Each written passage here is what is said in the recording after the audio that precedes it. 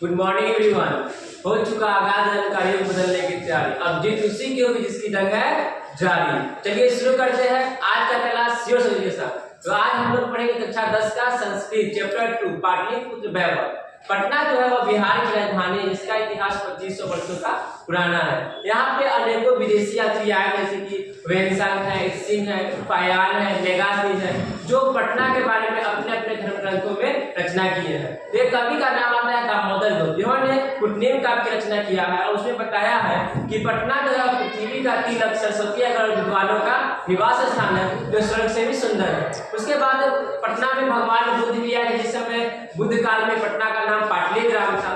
चंद्रगुप्त मौर्य के समय में एक यूनान के राजा मेगास्थनीज आया था, जो बताया था कि पटना की जो रक्षा व्यवस्था है वह चंद्रगुप्त मौर्य के शासनकाल में बहुत अति उत्कृष्ट था, जिसकी रचना इंडिका है। इंडिका में पटना का वर्णन किया गया है। प्रियदर्शी राजा अशोक के समय में पटना का रक्षा व्यवस्था अति उत्कृष्ट था, अच्छा था, सुतराम समृद्ध था।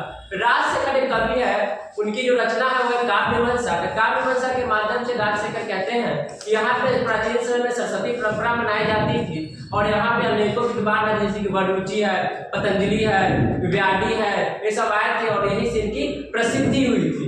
और अगर हम बात करें मध्यकाल में, तो मध्यकाल में हजारों वर्षों तक पटना जीर्णशीर्ण अवस्था में था, विकसित नहीं था और इसकी जानकारी मुद्रण अक्षर नामक साहित्य ग्रंथ से मिलती है। लेकिन जैसे ही मुगल वंश का शासनकाल आया, तो मुगल वंश के शासनकाल में पटना का विकास होने लगा और जब अंग्रेज का शासन आया तो पटना का पूर्ण रूप से विकास हो गया। इस नगर में प्राचीन समय में एक देवी की पूजा हुई, जिसका नाम है पटन देवी। पटन देवी की पूजा यहाँ पे होती थी। उस समय पटना का पतन हो रहा था और पतन शब्द से ही पटना का नाम पटना पड़ा है।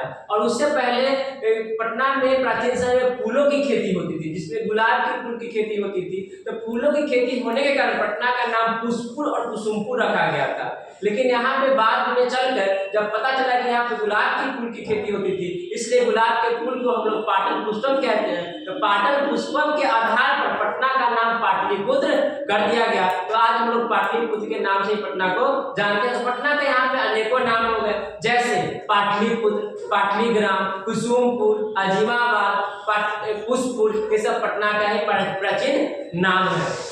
शरद काल में बुद्ध वंश के शासन काल में पटना में एक महोत्सव मनाया जाता है, जिसका नाम है कौमुदी महोत्सव। कौमुदी महोत्सव बहुत ही प्रसिद्ध था और ये एग्जाम में पूछा जाता है कि कौमुदी महोत्सव किसके शासन काल में, तो गुप्त वंश के शासन काल में मनाया जाता था और यह शरद ऋतु में मनाया जाता था। पटना बिहार की राजधानी है, जो दिन पर दिन अपने क्षेत्र में वैभव धारण कर रहा है और इसके पटना के जो गंगा नदी है उस पर महात्मा गांधी नाम का एक सड़क पुल बना हुआ है, जो विश्व प्रसिद्ध है। और यहाँ पे अनेकों दर्शनीय स्थान जैसे कि तारामंडल है, उच्च न्यायालय है, गुरुद्वारा है।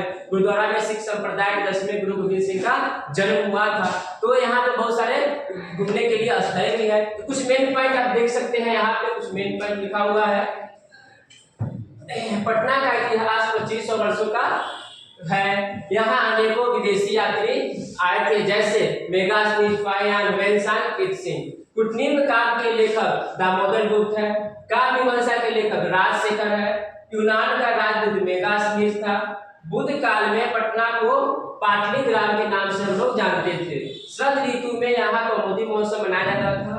यहाँ अनेक दर्शनीय स्थल, सचिवालय है, उच्च न्यायालय है, तारामंडल है, संग्रहालय है, गुरुद्वारा है। ये सब इंपॉर्टेंट पॉइंट है आपके सब्जेक्टिव और ऑब्जेक्टिव पॉइंट ऑफ व्यू से, ये सब याद रखना बहुत ही जरूरी है। तो आज का चैप्टर था आपका पाटलिपुत्र समाप्त हुआ। तो कल हम मिलेंगे अलग कथा पाठ के साथ। जय हिंद।